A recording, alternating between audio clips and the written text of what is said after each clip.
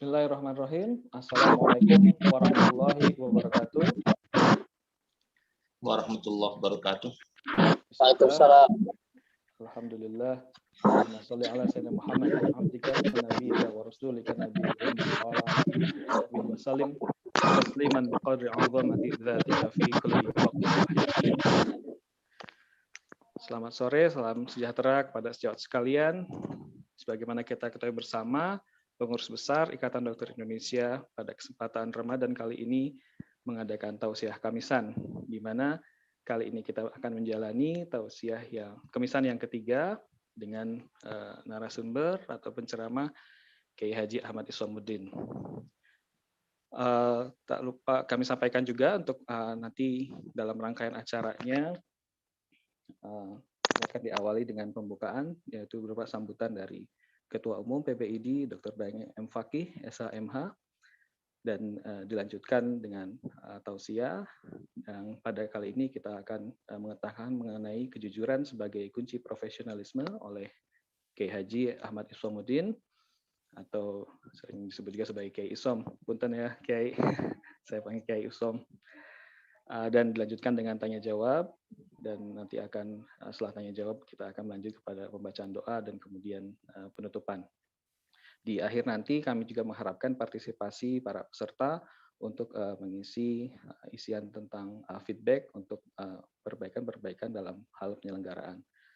Tak lupa kami juga sampaikan terima kasih kepada teman-teman dari EasyDoc yang telah menjadi penyelenggara secara teknis pada tausiah kamisan ini, di mana EasyDoc merupakan aplikasi rekam medis elektronik berbasis website dengan fitur terlengkap untuk membantu dokter praktik mandiri dalam mengelola operasionalisasi praktik mandiri. Para peserta dapat mencoba aplikasi ini secara gratis dengan mengakses easydoc.id. Masihkah Anda menggunakan metode manual untuk praktik mandiri Anda? Semua data pasien, baik administratif maupun rekam medis, dicatat pada kartu atau kertas. Selain membuat sistem pelayanan ribet dan menyulitkan pencarian data, kartu atau kertas data pasien juga rentan rusak, hilang, dan bahkan susah dicari. Kini nggak perlu bingung lagi, sudah ada EasyDoc, aplikasi pengelolaan data pasien berbasis website untuk memudahkan operasionalisasi dokter praktik mandiri.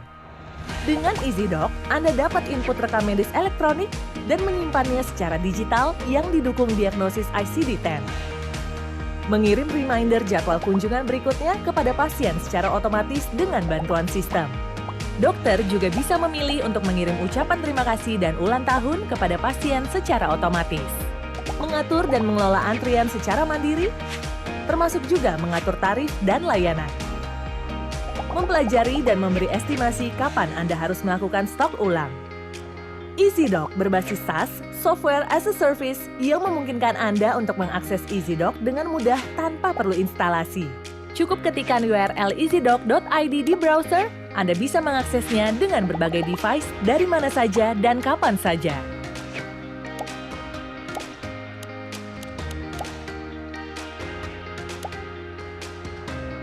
Fitur Write and Type Ready memungkinkan Anda untuk mencatat rekam medis pasien dengan menulis secara digital, serta kemudahan mekanisme pembayaran untuk pasien dengan sistem cashless payment.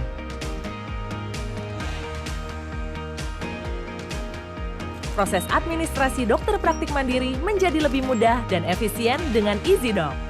EasyDoc, asisten dokter hebat.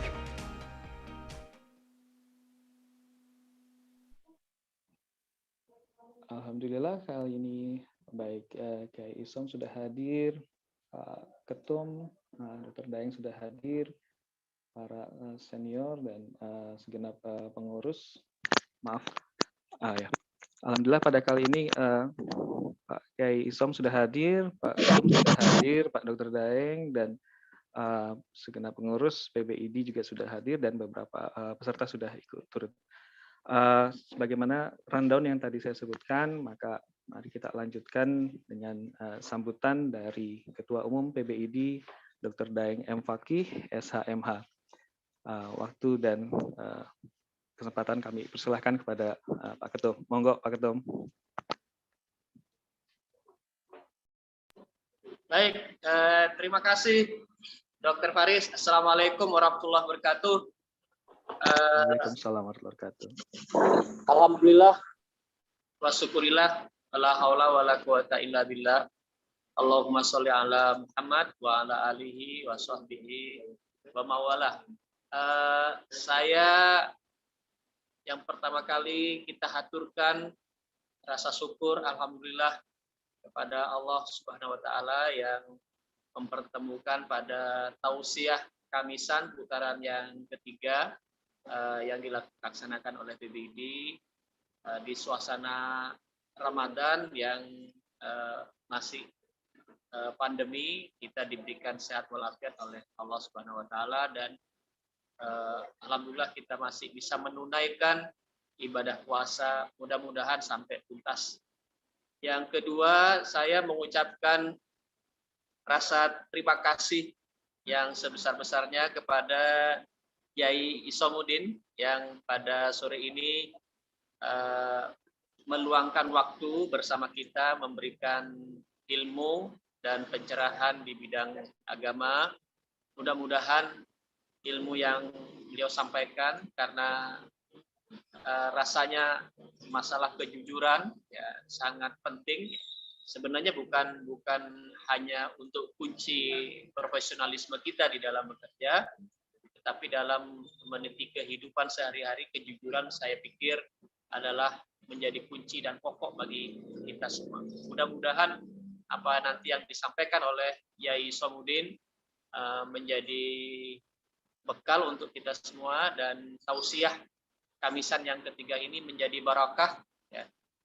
Untuk selanjutnya kami persilakan Dr. Faris sebagai MC.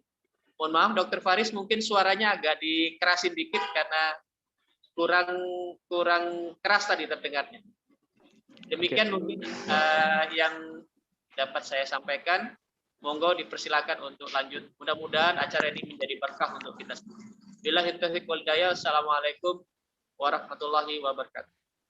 Waalaikumsalam warahmatullahi wabarakatuh. Izin, apakah suara saya terdengar? Sudah cukup jelas? Ini sekarang lebih jelas. Oke, baik. Baik, siap Pak Ketum. Baik. Terima kasih Pak Ketum atas paparan dan pembukaan pada tausiah Kamisan kali ini.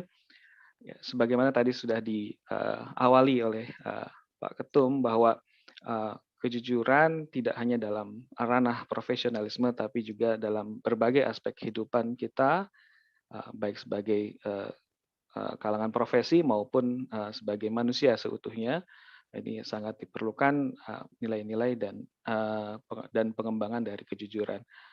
Tentunya ini kita berharap banyak paparan dari Pak Yai Isom untuk tausiah pada kesempatan tausiah Kamisan kali ini dengan mengetengahkan kejujuran sebagai kunci profesionalisme. Kepada Kiai Isom, monggo waktu dipersilahkan. Okay.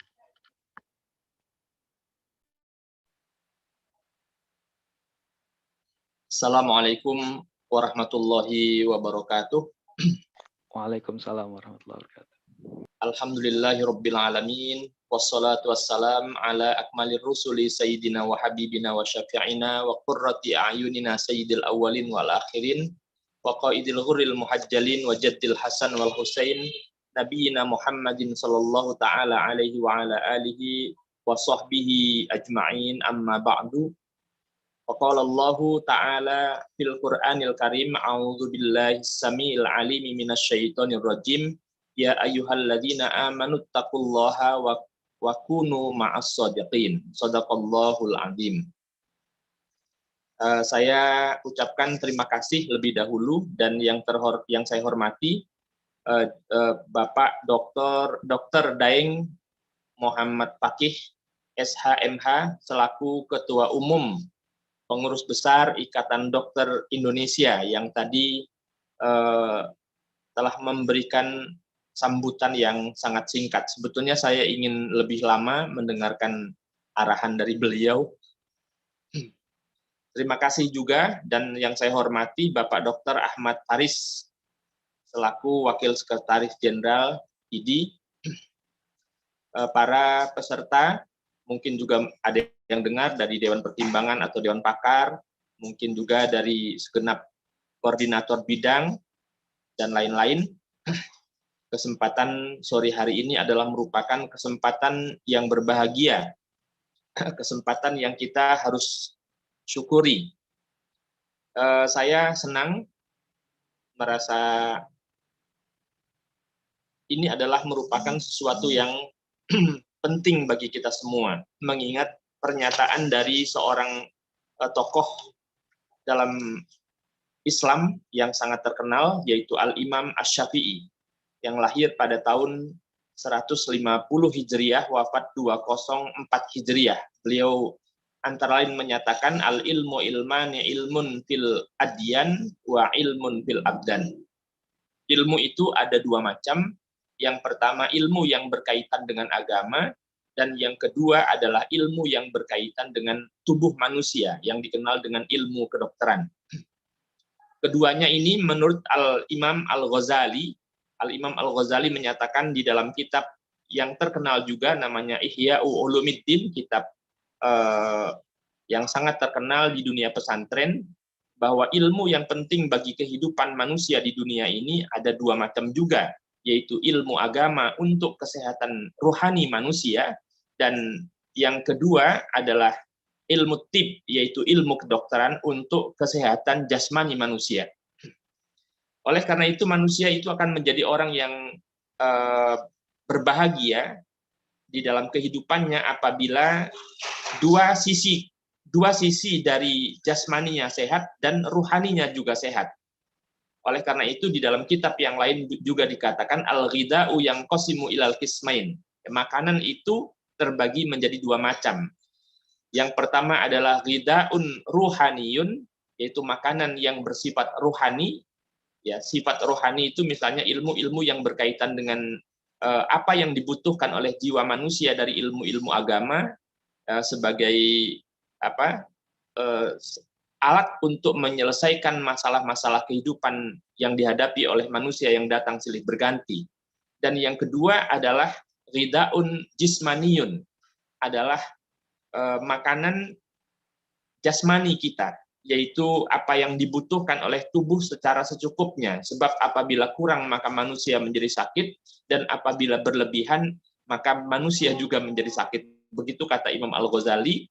Maka dengan demikian sangatlah erat hubungan antara ilmu agama dan sangat erat pula hubungannya dengan ilmu kedokteran. Ya, dua-duanya adalah sesuatu yang sangat diperlukan oleh kehidupan manusia.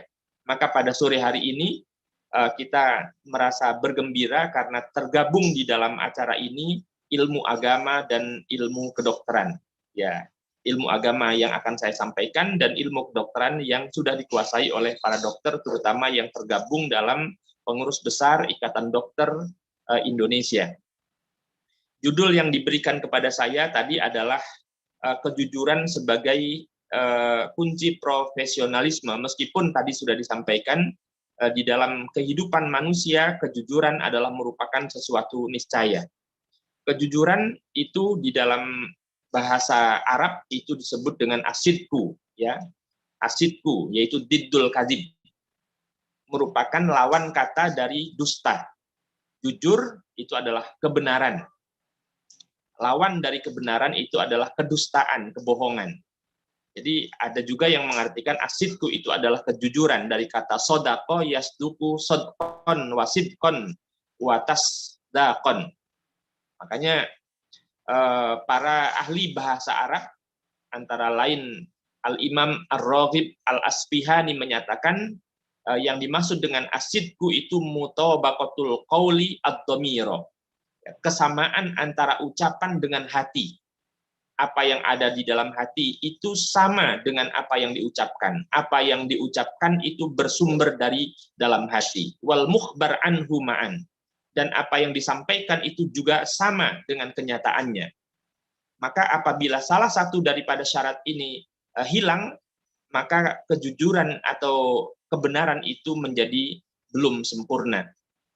Tetapi sebaliknya banyak sekali di dalam kehidupan ini apa yang diucapkan oleh manusia dengan lidahnya itu adalah bukan apa yang dirasakan oleh nurani di dalam hatinya. Berbeda apa yang dikatakan dengan apa yang menyata ya timbul di dalam hatinya. Ya, ini adalah orang-orang yang berdusta. Don't say yes when you want to say no. Jangan katakan ya apabila hati nuranimu ingin mengatakan tidak. Oleh karena itu, jujur itu merupakan sesuatu yang sangat penting. Saya memegang kitab Ihya Ulumuddin. Ini ada di juz 3. Di dalam kitab Ihya Ulumuddin ini ada sebuah pesan dari Rasulullah SAW yang disampaikan oleh Anas bin Malik, di mana Rasulullah SAW mewasiatkan kepada kita semua melalui sabdanya, taqabbalu ilayya bisittin, terimalah dariku bisittin 6 perkara. Terimalah dariku 6 perkara. Lakum ataqabbal lakum bil jannah, maka nanti engkau akan kuberikan cara masuk ke dalam surga. Akan kuberikan balasannya dalam bentuk surga. Faqalu, maka kemudian para sahabat bertanya, wa mahunna ya Rasulullah, wahai Rasulullah, apakah 6 perkara yang apabila aku bisa mengerjakannya nanti akan engkau janjikan kami masuk surga? Yang pertama, kata Rasulullah menjawab, idza haddasa fala yakdzib. Apabila berbicara, apabila salah seorang di antara kalian berbicara, fala yakdzib, maka jangan berdusta. Ya, dimaksud dusta itu ya tidak sesuai dengan kenyataan, ya. Atau tidak sesuai apa yang dirasakan di dalam hati dengan apa yang diungkapkan dengan lisannya. Ya, maka itu adalah berdusta. Jadi yang pertama dipesankan oleh Rasulullah, idza haddasa fala yakdzib, apabila berbicara jangan bohong, jangan tidak jujur, jangan berdusta. Yang kedua, wa idza wa'ada fala tukhlif, apabila engkau berjanji, fala tukhlif, maka jangan engkau ingkari janjimu itu, tepatilah janji, kira-kira seperti itu. Nah, ini salah satu penyebab dari 6 hal yang membuat pelakunya akan masuk ke dalam surga. Wa idza wa'ada fala tukhlif, apabila engkau berjanji harus jujur. Jujur di sini adalah fala tukhlif, yakni tidak tidak mengingkari janji. Itu yang kedua. Yang ketiga, wa idza tumina fala yakhun, apabila engkau dipercaya, ya, dipercaya oleh orang lain atau oleh pemerintah atau oleh siapa saja pihak lain, fala yakhun, kamu jangan berkhianat. Berkhianat ini ciri orang yang tidak jujur. Pengkhianat tidak mungkin dipercaya, pembohong tidak bisa dipercaya, orang yang tidak menepati janji juga tidak bakal dipercaya. Itu yang ketiga. Yang keempat, wa ghuddu absarakum, dan tahanlah absarakum, pandangan-pandangan matamu. Maksudnya adalah jangan membebaskan atau melepaskan mata untuk melihat sesuatu yang tidak dihalalkan oleh ajaran agama kita. Ya, jangan sampai mata kita sebagai anugerah oleh Allah, anugerah yang diberikan oleh Allah Subhanahu wa Ta'ala digunakan untuk mengingkari nikmat-nikmatnya, disalahgunakan ya, untuk ngintip orang mandi, untuk melihat suami orang lain bagi perempuan yang sudah bersuami, untuk memandang secara bebas perempuan lain setelah beristri dan sebagainya. Itu adalah merupakan sikap tidak jujur dari seorang laki-laki atau seorang pria atau seorang suami ataupun seorang istri yang banyak berlaku pada saat ini. Jadi diperlukan kejujuran di dalam mata kita juga perlu jujur. Yang kelima, wahfadzu furujakum, dan jagalah kemaluanmu. Maksudnya adalah jangan sampai kemaluan kita itu disalahgunakan misalnya untuk melakukan sesuatu yang dilarang oleh agama. Karena orang yang melakukan pelanggaran terhadap apa yang dilarang agama, ya jelas orang-orang yang tidak mampu untuk jujur dengan hati nuraninya, karena hati itu kadang-kadang berperang untuk memutuskan mana yang harus dilakukan dari suatu perbuatan baik atau meninggalkan suatu perbuatan yang buruk. Yang keenam, wakafu aidiakum, dan tahanlah tanganmu dari melakukan sesuatu yang merusak, dari sesuatu yang bisa merugikan, memalsukan tanda tangan, dan merusak, memukul orang lain dan sebagainya. Nah, itu orang-orang yang tidak jujur di dalam melaksanakan agama. Jadi jelas ya Pak Dr. Daeng Muhammad Fakih, Pak Ahmad Haris, bahwa kejujuran itu adalah merupakan sesuatu yang sangat penting di dalam menjalani kehidupan ini. Ya, kenapa dikatakan begitu? Inna sidqa min ajalil akhlak. Karena kejujuran atau kebenaran itu merupakan akhlak yang paling agung, wa'adhamuha, dan merupakan akhlak yang paling tinggi nilainya. Wa huwa mambaun kasir minal fadail al-khuluqiyah. Bahwa kejujuran itu merupakan sumber dari keutamaan-keutamaan yang berkaitan dengan akhlak-akhlak yang lain. Oleh karena itu, Allah Subhanahu wa Ta'ala telah memerintahkan kita orang-orang yang beriman bisidki untuk bersikap benar, untuk bersikap jujur, untuk tidak curang, untuk tulus, untuk ikhlas dalam setiap keadaan. Oleh karena itu tadi saya membacakan firman Allah Subhanahu wa Ta'ala, ya ayyuhalladzina amanu, wahai orang-orang yang beriman, ittaqullaha, bertakwalah kamu kepada Allah.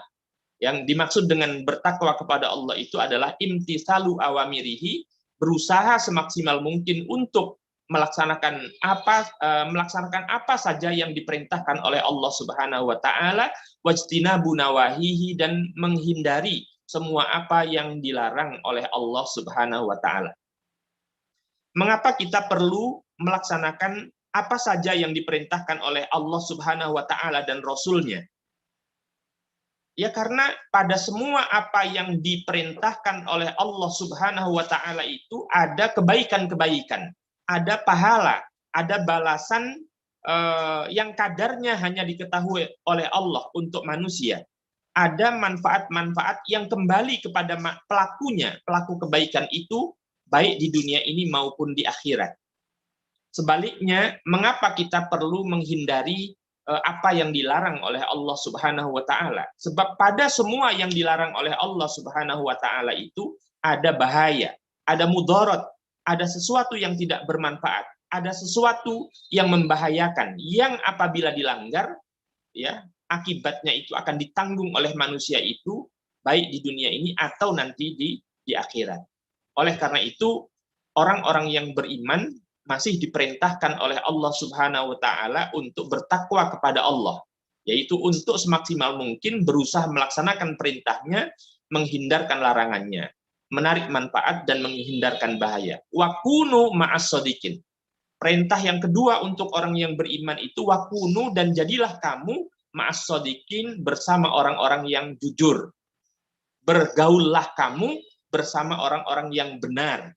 Benar, yaitu yang sama antara ucapan dengan hatinya, yang sama antara ucapan dengan perbuatannya. Nah, yang demikian ini, jujur, ya, kebenaran adalah merupakan sifat dari Allah Subhanahu wa Ta'ala. Ya, Allah juga berfirman menyifati dirinya sendiri. Qul, katakan hai Muhammad, shadaqallahu, maha benar Allah. Jadi Allah itu adalah zat yang maha benar. Ya, Allah itu zat yang maha jujur. Fattabi'u millata Ibrahim, maka ikutilah oleh kamu semua millata Ibrahim, agama Nabi Ibrahim, hanifa, yang lurus. Wa makana minal musyrikin, Nabi Ibrahim itu bukan termasuk orang-orang musyrik. Begitu disampaikan oleh Allah di dalam Quran surat Al-Imran ayat 95. Selain kejujuran dan kebenaran merupakan sifat dari Allah Subhanahu wa Ta'ala, ya, asidku min sifatir rusul alaihimussalam, alaihimussalatu wassalam. Kejujuran atau kebenaran itu adalah merupakan sifat dari para utusan Allah. Ya, min a'zami sifatir rusul asidku. Ya, termasuk sifat yang paling besar yang dimiliki oleh para rasul itu adalah kejujuran. Semua rasul yang kita imani sebanyak 25 dari Nabi Adam sampai Nabi Muhammad Shallallahu Alaihi Wasallam itu adalah asidku, adalah orang-orang yang jujur, adalah orang-orang yang benar. Bagaimana tidak jujur ya? Karena mereka itu menyampaikan wahyu yang berasal dari Allah Subhanahu Wa Taala. Mereka adalah utusan-utusan yang membawa syariat, membawa ajaran agama kepada makhluk-makhluk Allah Subhanahu Wa Taala. Saya ingin menyampaikan beberapa ayat Al-Quran khusus dari surat Maryam yang menceritakan ternyata para nabi, ya misalnya Nabi Ibrahim, Nabi Ismail, kemudian Nabi Idris, Nabi Yusuf, itu adalah di antara para nabi yang digelari dengan kata-kata asidku, yaitu orang-orang yang jujur. Allah berfirman, "Wadhkur fil kitabi Ibrahim," dan ingatlah hai Muhammad, fil kitabi, kisah yang tertera di dalam Alkitab, yaitu di dalam Al-Qur'an, yaitu kisah Ibrahim, innahu kana siddiqan nabiyya. Sesungguhnya Nabi Ibrahim itu adalah orang yang sangat jujur. Siddiqan adalah orang yang sangat benar. Nabiyan, yang dia adalah seorang nabi. Itu bisa dilihat di dalam Quran surat Maryam ayat 41. Kemudian selain Nabi Ibrahim yang disifati dengan siddiq, yaitu orang yang sangat benar atau sangat jujur, disebutkan lagi di dalam Quran surat Maryam ayat 54. Wadhkur fil kitabi Ismail. Dan ingatlah hai Muhammad, fil kitabi, kisah yang ada di dalam Al-Quran. Ismaila, yaitu kisah tentang Nabi Ismail. Innahu kana shadiqal wa'di. Sesungguhnya dia, yaitu Ismail, adalah shadiqal wa'di, orang yang benar di dalam janjinya, jujur di dalam menepati janjinya. Wa kana rasulan nabiyya. Dan Nabi Ismail itu Ismail itu rasulan, adalah seorang rasul, nabiyan, dan juga seorang nabi. Nah, jadi di sini cukup jelas Nabi Ibrahim adalah orang yang sangat benar dan sangat jujur. Nabi Ismail itu juga benar dan sangat jujur. Beliau adalah rasul dan seorang nabi. Kemudian yang ketiga, wadhkur fil kitabi Idrisa. Ingatlah hai Muhammad, kata Allah di dalam Al-Quran, fil kitabi, kisah di dalam Al-Quran. Idrisa, yaitu kisah Nabi Idris, innahu kana siddiqan nabiyya. Sesungguhnya Idris itu siddiqan, adalah orang yang sangat jujur, orang yang sangat benar. Nabiyan, lagi pula dia seorang nabi. Wa rafa'nahu makanan aliyya. Dan kami angkat dia di dalam posisi aliyan, yang tinggi. Jadi orang yang jujur ini memiliki posisi yang bagus. Sebaliknya tentu orang yang banyak berbohong, banyak berdusta, tidak akan bisa dipercaya oleh orang lain. Orang yang tidak bisa dipercaya oleh orang lain, ya dalam karirnya, di dalam usahanya, di dalam profesionalismenya, itu akan diragukan oleh orang lain. Ini dalam Quran surat Maryam ayat 56, ayat 57 yang menceritakan bahwa Nabi Idris itu adalah orang yang sangat jujur. Jadi jujur itu atau benar itu adalah merupakan sifat Allah dan sifat para nabi. Yang keempat itu Nabi Yusuf alaihissalam. Yusuf, hai Yusuf, ayyuhas siddiqu aftina. Wahai Yusuf, ayyuhas siddiqu, wahai orang yang sangat benar atau orang yang sangat jujur, aftina, beri fatwa kepada kami. Itu ada di dalam Quran surat Yusuf ayat 45. Nah, dengan demikian dapat kita katakan bahwa agama yang kita anut, yaitu agama Islam, agama yang membimbing kita agar menjadi manusia-manusia yang berakal sehat, menggunakan akalnya. Akal itu sebetulnya dari kata aklun, kekang kendali, ya, yang mengendalikan kita. Maka Allah Subhanahu wa Ta'ala itu menciptakan bukan hanya kebaikan, tetapi juga menciptakan keburukan, menciptakan hal-hal yang baik dan juga menciptakan kejahatan. Itu Allah memiliki sifat seperti itu. Namun Allah meridhoi kebaikan, karena apabila akal kita arahkan untuk mengekang diri dari keburukan dan memilih kebaikan. Karena di dalam akal manusia itu ada iradah ikhtiyari, ada kemampuan untuk memilih. Akal kita dianugerahkan oleh Allah kepada kita agar kita bisa mengambil keputusan. Fungsi akal kita itu persis seperti kekang kendali yang ada pada seekor kuda. Seekor kuda itu bisa dengan kekang berjalan dengan cepat, atau bahkan berlari, atau berhenti, mengambil keputusan berhenti, atau belok ke kanan, ke kiri, atau melakukan hal-hal yang lainnya, yaitu dikendalikan oleh kekang. Manusia dikendalikan oleh akalnya. Dan akal ada iradah ikhtiar, yaitu kemampuan untuk memilih. Memilih yang baik atau memilih yang buruk. Memilih amal soleh atau memilih kejahatan. Memilih kejujuran atau memilih kedustaan atau kebohongan. Nah, itu semua akal.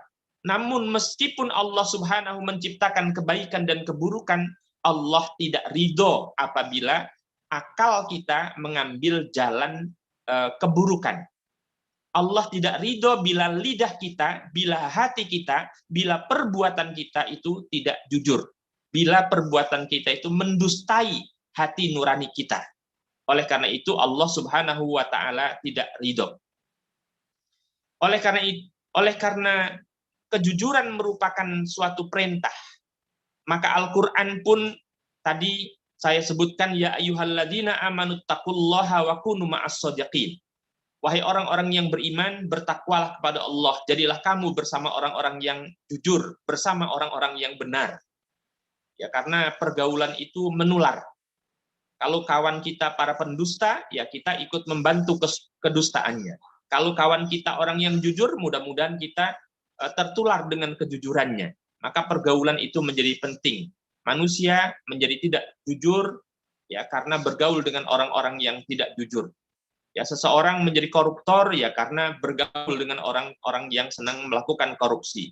Seorang menjadi perampok karena bergaul ya dengan orang-orang yang merampok dan seterusnya. Dalam ayat yang lain Allah berfirman, qala Allahu hadza yaumun yanfa'us shadiqina sidquhum. Allah berfirman, hadza yaumun, ini adalah merupakan hari yang fa'us shadiqina, yang kejujuran orang-orang yang jujur, kebenaran orang-orang yang benar itu memberi manfaat nanti di akhirat. Jadi siapa yang jujur ketika hidup di dunia ini, dia akan mendapatkan balasan kebaikan di akhirat nanti. Lahum jannatun tajri min tahtihal anhar. Untuk orang-orang yang jujur, dia akan memperoleh surga. Ya, dia berhak untuk masuk ke dalam surga tajri min tahtiha. Yang mengalir di bawah surga itu al-anharu, sungai-sungai. Ya. Khalidina fiha, dan mereka akan selama-lamanya berada di surga abadan. Ya. Khalidina, kekal. Abadan, selama-lamanya. Radhiyallahu anhum. Allah meridhoi orang-orang yang jujur yang masuk surga itu, waradu anhu. Dan Allah itu dan mereka pun ridho kepada Allah Subhanahu wa taala, dzalikal fauzul adzim. Jadi balasan ini. Jadi ada motivasi-motivasi dari Allah Subhanahu wa taala di dalam Al-Qur'an untuk kita semua orang-orang yang beriman agar bersikap jujur. Percayalah bahwa di dalam kehidupan ini kejujuran menjadi sesuatu yang dinilai baik oleh orang-orang yang memiliki hati nurani dan memiliki akal-akal yang sehat. Orang yang jujur lebih bisa dipercaya dari para pengkhianat. Orang yang suka menepati janji itu lebih bisa dipercaya daripada orang-orang yang mengingkari janji. Seorang dokter yang jujur itu akan dipercaya oleh para pasiennya. Ya. Tetapi kadang-kadang ada saja ya selain dokter yang tidak jujur, ya banyak sekali pasien-pasien yang tidak jujur. Ya, di musim pandemi COVID-19 ini berapa banyak dokter-dokter yang jujur tertular COVID-19 oleh karena sikap para pasien yang tidak jujur. Ya, dia terkena COVID-19 ngaku sehat dan tidak mau memakai masker, tidak mau cuci tangan, ya kemudian bergaul dengan siapa saja, ya, termasuk dengan para dokter. Nah, selain kejujuran itu dimotivasi oleh Allah Subhanahu wa taala di dalam Al-Qur'an, tentu saja Rasulullah Shallallahu alaihi wasallam di dalam hadisnya dari Abdullah bin Mas'ud radhiyallahu anhu, dari Nabi Shallallahu alaihi wasallam, beliau menyatakan inna sidqa yahdi ilal birri, bahwa kebenaran atau kejujuran itu menunjukkan kepada kebaikan. Jadi siapa yang jujur nantinya akan diarahkan oleh Allah Subhanahu wa taala di dalam kebaikan-kebaikan. Innal birra yahdi ilal jannah. Sesungguhnya kebaikan-kebaikan itu yahdi, akan memberikan petunjuk ilal jannati, ke dalam surga. Jadi orang yang jujur nanti akan mengarah kepada kebaikan. Dan orang yang sudah melakukan kebaikan akan diarahkan oleh Allah ke dalam surga. Sesungguhnya orang-orang yang membiasakan kejujuran, dia akan dijuluki as-siddiq, yaitu orang-orang yang terus-menerus terbiasa melakukan kejujuran. Jujur sejak dalam hati, dalam pikiran, dalam ucapan, jujur pula di dalam setiap perbuatannya dan dalam setiap keadaannya. Wa innal kadhiba yahdi ilal fujur. Sebaliknya dusta, kebohongan, ya, ketidakbenaran, ketidakikhlasan, yahdi ilal fujur, ya, menunjukkan, mengarahkan manusia itu ke dalam fujur, perbuatan-perbuatan dosa. Wa innal fujura yahdi ilan nar. Sementara perbuatan dusta, perbuatan jahat, yahdi ilan nar, mengarahkan pelakunya ke dalam neraka. Nah, surga dan neraka ini adalah sesuatu yang gaib, sesuatu yang gaib, sesuatu yang tidak kasat mata. Namun setiap orang yang masuk ke dalam Islam wajib mengimani eksistensi surga. Sebab kalau tidak percaya dengan surga, dia tidak termotivasi untuk melakukan kebaikan-kebaikan dan kebenaran-kebenaran. Ya, dia tidak akan termotivasi untuk melakukan jujur sejak dalam pikiran, jujur dalam ucapan, dan jujur dalam tindakan. Dia akan bebas karena pahala dia tidak percaya, ya, balasan surga dia tidak percaya. Dan sebaliknya, kita sebagai orang yang beragama Islam wajib percaya kepada neraka, ya, suatu siksaan yang bukan hanya ada dirasakan di dunia ini, tetapi juga di akhirat kelak. Siapa yang tidak percaya kepada neraka, maka dia tidak akan bisa menghindari perbuatan-perbuatan yang buruk, perbuatan yang merugikan, perbuatan yang tidak ada manfaatnya dalam kehidupan di dunia ini, apalagi untuk diri sendiri, juga lebih-lebih bagi orang lain. Padahal Rasulullah memberi wasiat kepada kita, khairun nasi anfa'uhum linnas. Sebaik-baik manusia adalah yang paling bisa memberikan manfaat untuk manusia yang lainnya.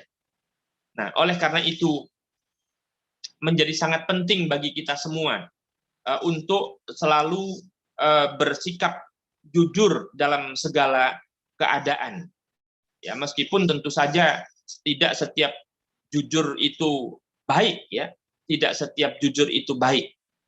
Ya, maka Imam Al-Ghazali di dalam kitab Ihya Ulumuddin itu juga memperkenankan ada beberapa bohong yang diperbolehkan. Ya, misalnya ada seseorang yang tetangga kita dikejar-kejar oleh orang jahat membawa senjata, lalu tetangga kita itu berlindung di salah satu kamar rumah kita.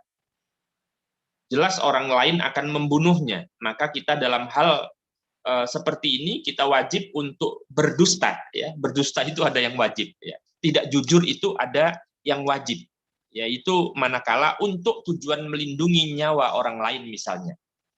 Jangan karena dianjurkan jujur, dan jujur itu diperintahkan oleh Allah dalam Quran, merupakan akhlak para nabi, kemudian para ulama juga memerintahkan untuk bersikap jujur, lalu menempatkan kejujuran tidak pada tempatnya. Ini juga merupakan sebuah kezaliman kalau kita menunjukkan seorang tetangga yang akan dibunuh oleh orang lain, oleh orang jahat, lalu kita tunjukkan karena alasan saya jujur, dia ada bersembunyi di kamar kita. Maka yang demikian ini adalah menempatkan kejujuran bukan pada tempatnya.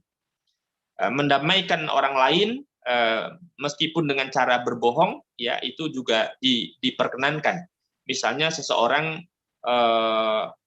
betul-betul menjelekkan orang lain, ya, lalu berita kejelekannya itu tersebar, kita boleh mendamaikan dengan orang yang dijelekkan itu dengan mengatakan, oh, bukan dia yang mengatakan, kita tidak tahu siapa yang mengatakan, saya dengar dia tidak mengatakan apa-apa, bahkan mengatakan yang baik tentang Anda. Nah, untuk tujuan mendamaikan, maka kebohongan semacam ini juga diperbolehkan ya. Misalnya si fulan menjelekkan orang, tetapi oleh kita tutupi ya. Dia tidak menjelekkan Anda, tetapi memuji-muji Anda. Yang demikian itu adalah merupakan kebohongan yang baik demi islah ya, untuk memperbaiki hubungan antara seorang dengan orang yang lain. Oleh karena itu juga menjadi sangat penting, kejujuran itu menjadi kunci bagi profesionalisme ya. Kualitas kepakaran kita itu juga ditentukan oleh kejujuran kita. Sebagaimana setiap dokter selalu harus melakukan penelitian-penelitian yang ilmiah, penelitian ilmiah untuk menemukan obat suatu penyakit, untuk mencegah suatu penyakit dan sebagainya. Itu juga memerlukan kejujuran. Ya, setiap kita punya keinginan untuk selalu menampilkan perilaku yang mendekati piawai, yang profesional secara ideal. Ya, kita juga harus menjaga image yang menjaga kehormatan profesi sebagai seorang dokter. Ya, oleh karena itu setiap kita harus jujur, apalagi sebagai seorang dokter harus mengejar kualitas dan cita-cita di dalam meneguhkan profesi yang kita tekuni sebagai seorang dokter. Ya, bukan hanya di tingkat pengurus besar Ikatan Dokter Indonesia, tetapi ID di tingkat bawahnya, di tingkat provinsi dan seterusnya. Semua harus menjadi orang-orang yang profesional. Dan dokter-dokter yang jujur, insya Allah menjadi dokter-dokter yang betul-betul profesional, bukan hanya dicintai oleh masyarakat, tetapi juga dicintai oleh Allah Subhanahu wa Ta'ala. Inilah yang bisa saya sampaikan. Mudah-mudahan apa yang saya sampaikan ini membekas di dalam hati kita. Marilah kita jujur sejak dalam pikiran, dalam hati, dalam ucapan, dalam tindakan, dan dalam semua keadaan. Tentu saja jujur yang proporsional, jujur yang pada tempatnya. Mudah-mudahan apa yang saya sampaikan memberi pahala kepada saya dan bermanfaat untuk kita semuanya. Man da'a ila hudan kana lahu minal ajri mislu ujuri man ittaba'ahu la yanqusu dzalika min ujurihim syai'a. Barang siapa yang mengajak ke jalan kebaikan, ia akan mendapatkan pahala, ditambah pahalanya orang yang mengikuti kebaikan itu tanpa mengurangi pahala mereka sedikit pun. Apa yang saya sampaikan mudah-mudahan itu adalah merupakan sesuatu yang benar secara agama, ya, benar menurut akal sehat kita. Maka apabila diikuti, saya tentu mendapat pahala, ditambah semua pahala orang-orang yang mengikuti kebaikan yang saya sampaikan. Tetapi sebaliknya, nah ini yang mengerikan, man da'a ila dolalatin kana alaihi minal ismi mislu asami man ittaba'ahu la yanqusu dzalika min asamihim syai'a. Siapa yang mengajak kepada jalan kesesatan, apa yang saya sampaikan salah umpamanya, lalu diikuti oleh orang lain, maka saya menanggung dosa dari kesalahan yang saya sampaikan. Bukan hanya itu saja, tetapi dosa orang yang mengikuti kekeliruan saya itu, ya, tanpa mengurangi dosa mereka sedikit pun. Nah, ini ada pahala yang mengalir, tetapi juga ada dosa-dosa yang mengalir. Tetapi apa yang saya sampaikan tentang kejujuran, yang bersumber dari Al-Quran, bersumber dari hadis Nabi, bersumber dari aqwalul ulama, pendapat-pendapat ulama, yang saya sampaikan tadi adalah sesuatu yang benar, dan insya Allah bermanfaat untuk saya sendiri, dan bermanfaat untuk kita semua para dokter yang tergabung dalam pengurus besar Ikatan Dokter Indonesia semuanya. Mudah-mudahan kita menjadi manusia yang jujur di tengah kehidupan yang sudah kehilangan kejujuran. Demikian, terima kasih. Wallahul muwaffiq ila aqwamit thoriq wal afa minkum. Wassalamualaikum warahmatullahi wabarakatuh. Waalaikumsalam warahmatullahi wabarakatuh. Qabil tuh Yai, terima kasih atas pemaparan mengenai nilai-nilai dan pengembangan dari kejujuran baik dalam kehidupan secara umum dan wabil khusus bagi profesi dokter. Sangat tersentuh tadi pada saat mengatakan kualitas kepakaran itu dengan mengambil berbasis kejujuran.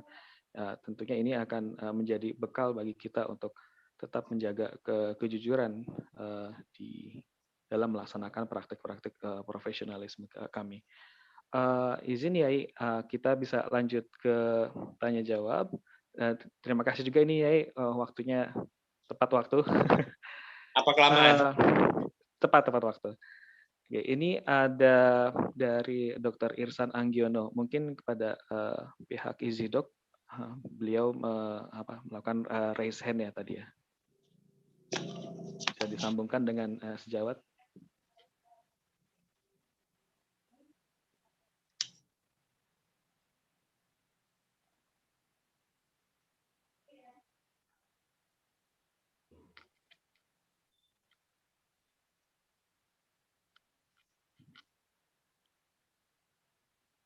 Kepada Izidok, boleh disambungkan dengan Dr. Irsan? Karena yang bersangkutan tadi kelihatannya akan tanya langsung ya.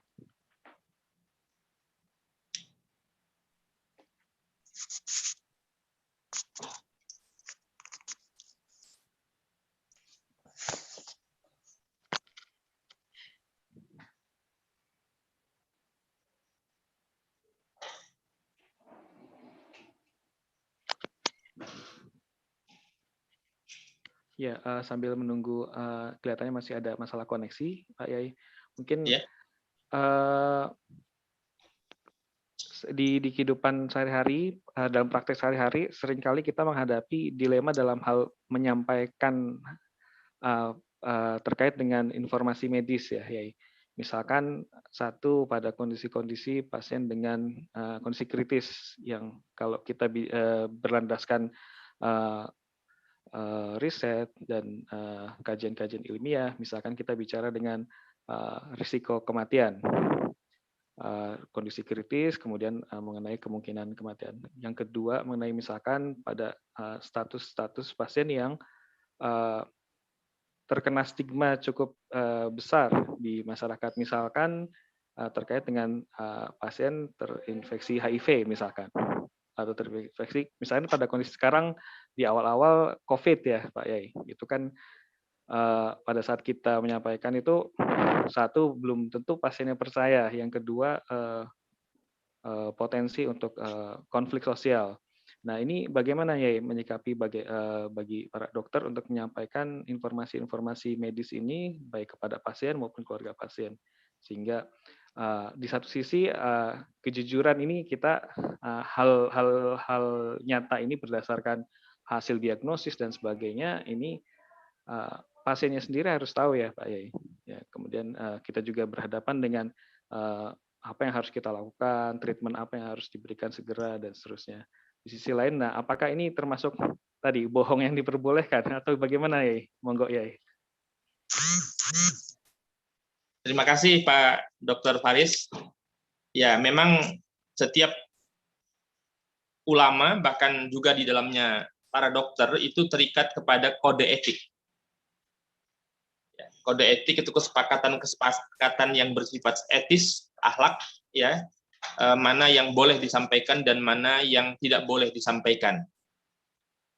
Oleh karena itu, saya kira setiap dokter di dalam kaitan dengan dilema menyampaikan informasi medis kepada pasien, misalnya tentang kondisi kritis tadi, tentang akan datangnya kematian, tentang status pasien yang terkena stigma negatif seperti kena HIV misalnya. Ya, sekiranya memang penting untuk disampaikan dan diperkenankan secara etika kedokteran, ya silakan disampaikan. Tetapi apabila menurut etika kedokteran tidak boleh, ya tetap tidak boleh untuk tidak boleh untuk disampaikan. Kenapa yang demikian? Kalau dalam pertimbangan fikih fikih di dalam agama kita, ya tentu saja harus mempertimbangkan sisi kemaslahatan dan kemudorotannya. Sebab prinsip dalam agama itu ad-dararu yuzal, ya sesuatu yang bisa membahayakan itu bukan sekedar membahayakan secara fisik, ya, mungkin membahayakan secara mental. Ketika suatu penyakit yang kronis disampaikan secara terang-terangan kepada seorang yang misalnya memiliki sifat sangat pencemas. Ini kabar tentang penyakit kronisnya itu yang disampaikan oleh dokter boleh jadi lebih berbahaya dari penyakit yang diidapnya apabila dia tidak diketahui, kan bisa jadi seperti itu. Nah, oleh karena itu yang semacam ini ketika mudorotnya lebih besar, maka ya tidak boleh disampaikan secara jujur mengenai penyakitnya. Ya ini diberi motivasi setidaknya. Misalnya, ya saya kira dokter paling mengerti lah ya. Dokter, ya para dokter yang terikat dalam pengurus besar ID, ya termasuk yang di bawahnya, ya rata-rata saya kira tahu mana yang boleh disampaikan kepada pasien dan mana yang tidak boleh disampaikan kepada pasien. Oleh karena itu yang paling penting adalah sugesti-sugesti, ya bagaimana meyakinkan para pasien untuk bisa semangat menghadapi penyakitnya agar segera sembuh. Jangan sampai mereka menjadi orang-orang yang berputus asa oleh karena kejujuran para dokter. Saking jujurnya, jujur yang tidak diletakkan pada tempatnya, disampaikan apa saja yang berbahaya bagi jiwa pasiennya. Nah, akhirnya membahayakan jiwanya. Nah, saya kira yang semacam ini yang ditanyakan oleh Dr. Faris lebih yang tanya lebih ngerti daripada yang ditanya. Saya kira seperti itu. Ya, pertimbangannya adalah pertimbangan maslahat dan mudorot. Nah, bagaimana apabila ada dua resiko saling berhadapan? Seorang dokter menghadapi dua resiko. Kalau disampaikan akan begini, kalau nggak disampaikan akan begini. Sama-sama ada resikonya. Ya, disampaikan ada resikonya, tidak disampaikan ada resikonya. Setiap dokter itu harus seperti para ulama. Harus mengambil resiko mana yang paling ringan. Irtikabu akhafid dararain. Jika ada suatu keputusan diambil, ternyata ada dua resiko yang saling berhadapan. Namun salah satu dari resiko itu ada yang lebih ringan, wajib untuk memilih resiko yang paling ringan. Nah, saya kira seperti itu jawaban untuk sementara. Ya, saya yakin Pak Dr. Faris ini yang tanya lebih ngerti daripada yang ditanya, apalagi berkaitan dengan informasi medis. Terima kasih Pak Faris. Terima kasih Pak Yai. Karena ini tadi kebetulan saya juga dapat pesan-pesan pribadi yang langsung ke saya menanyakan memang karena di lapangan seringkali kita menghadapi dilematika tadi ya di akhir mengenai pertimbangan risiko ini menjadi bekal kami nantinya tentunya Yai. Saya coba panggil sejawat yang tadi Yai. Mangga silakan Dr. Irsan Anggiono. Apakah sudah tersambung? Kenapa? Ya, ini dokter ini ya raise hand ya. Barangkali ada yang mau disampaikan dok? Cuma mendengarkan. Dengan itu sangat bagus. Ya Pak. Oke. Oke, baik. Terima kasih dok. Terima kasih. Ya kasih. Ya. Izin saya cek dulu, apakah masih ada pertanyaan dari para peserta?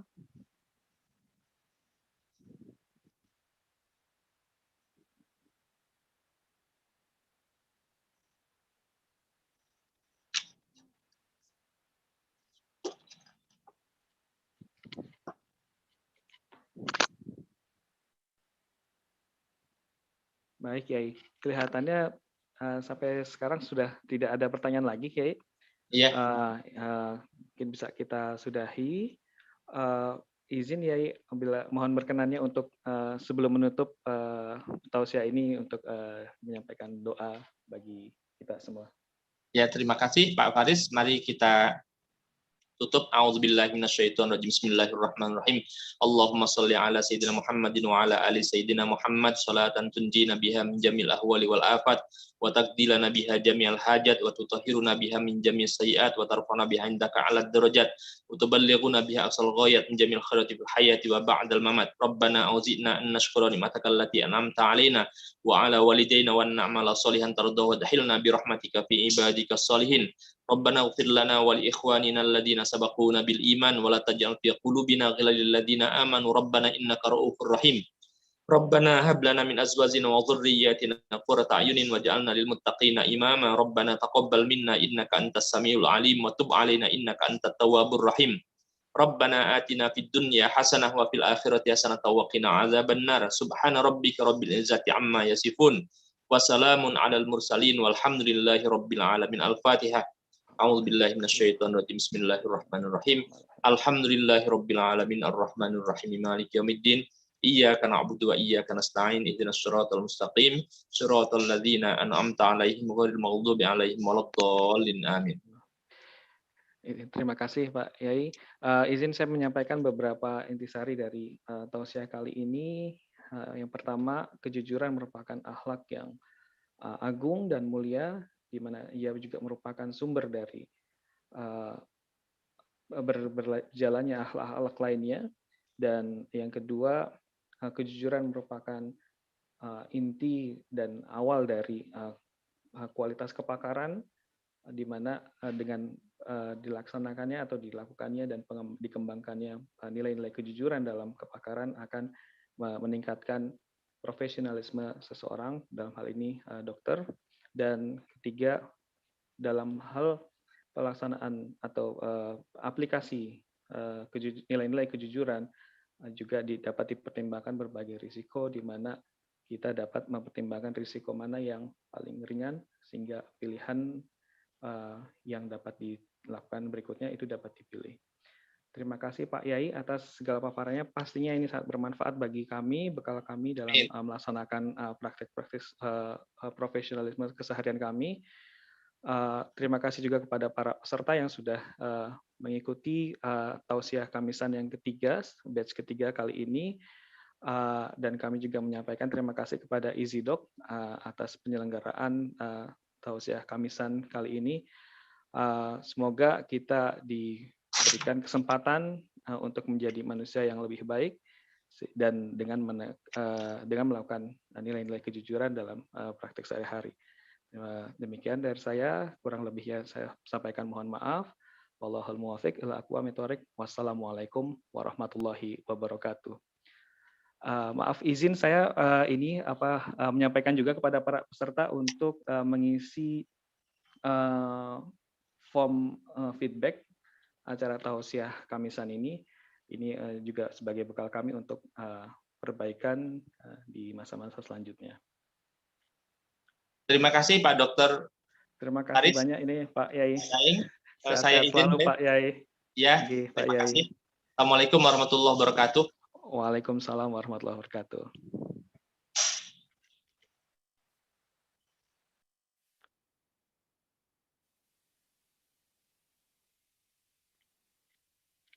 Oke, kita sudahi. Kepada pihak EasyDoc boleh dapat menutup acara ini. Terima kasih. Masihkah Anda menggunakan metode manual untuk praktik mandiri Anda? Semua data pasien, baik administratif maupun rekam medis, dicatat pada kartu atau kertas. Selain membuat sistem pelayanan ribet dan menyulitkan pencarian data, kartu atau kertas data pasien juga rentan rusak, hilang, dan bahkan susah dicari. Kini nggak perlu bingung lagi, sudah ada EasyDoc. Aplikasi pengelolaan data pasien berbasis website untuk memudahkan operasionalisasi dokter praktik mandiri. Dengan EasyDoc, Anda dapat input rekam medis elektronik dan menyimpannya secara digital yang didukung diagnosis ICD-10. Mengirim reminder jadwal kunjungan berikutnya kepada pasien secara otomatis dengan bantuan sistem. Dokter juga bisa memilih untuk mengirim ucapan terima kasih dan ulang tahun kepada pasien secara otomatis. Mengatur dan mengelola antrian secara mandiri, termasuk juga mengatur tarif dan layanan. Mempelajari dan memberi estimasi kapan Anda harus melakukan stok ulang. EasyDoc berbasis SaaS, Software as a Service, yang memungkinkan Anda untuk mengakses EasyDoc dengan mudah tanpa perlu instalasi. Cukup ketikkan URL easydoc.id di browser, Anda bisa mengaksesnya dengan berbagai device dari mana saja dan kapan saja.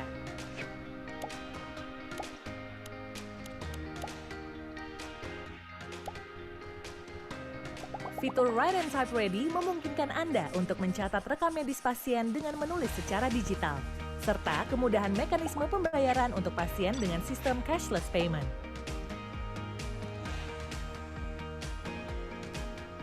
Proses administrasi dokter praktik mandiri menjadi lebih mudah dan efisien dengan EasyDoc. EasyDoc, asisten dokter hebat.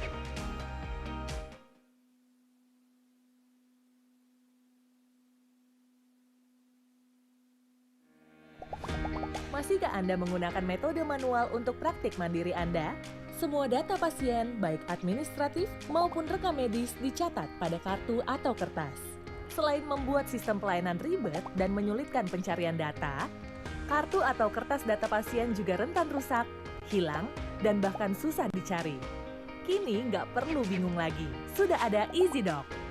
Aplikasi pengelolaan data pasien berbasis website untuk memudahkan operasionalisasi dokter praktik mandiri. Dengan EasyDoc, Anda dapat input rekam medis elektronik dan menyimpannya secara digital yang didukung diagnosis ICD-10. Mengirim reminder jadwal kunjungan berikutnya kepada pasien secara otomatis dengan bantuan sistem. Dokter juga bisa memilih untuk mengirim ucapan terima kasih dan ulang tahun kepada pasien secara otomatis. Mengatur dan mengelola antrian secara mandiri, termasuk juga mengatur tarif dan layanan. Mempelajari dan memberi estimasi kapan Anda harus melakukan stok ulang. EasyDoc berbasis SaaS, Software as a Service, yang memungkinkan Anda untuk mengakses EasyDoc dengan mudah tanpa perlu instalasi. Cukup ketikkan URL easydoc.id di browser, Anda bisa mengaksesnya dengan berbagai device dari mana saja dan kapan saja.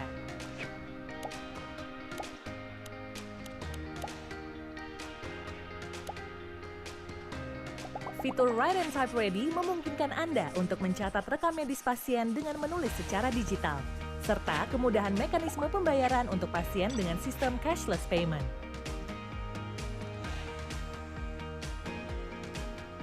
Proses administrasi dokter praktik mandiri menjadi lebih mudah dan efisien dengan EasyDoc. EasyDoc, asisten dokter hebat. Masihkah Anda menggunakan metode manual untuk praktik mandiri Anda? Semua data pasien, baik administratif maupun rekam medis, dicatat pada kartu atau kertas.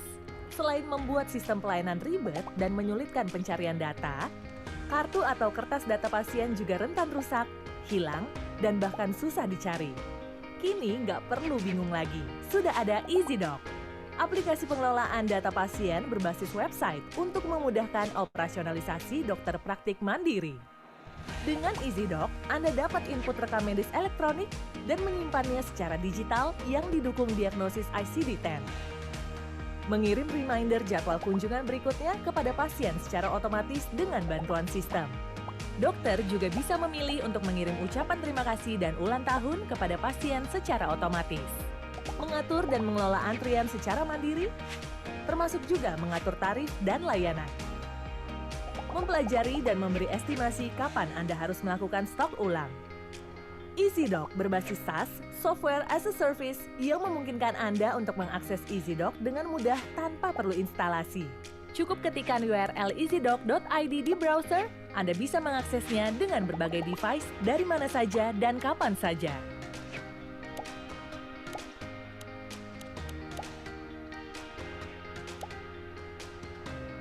Fitur Write and Type Ready memungkinkan Anda untuk mencatat rekam medis pasien dengan menulis secara digital, serta kemudahan mekanisme pembayaran untuk pasien dengan sistem cashless payment.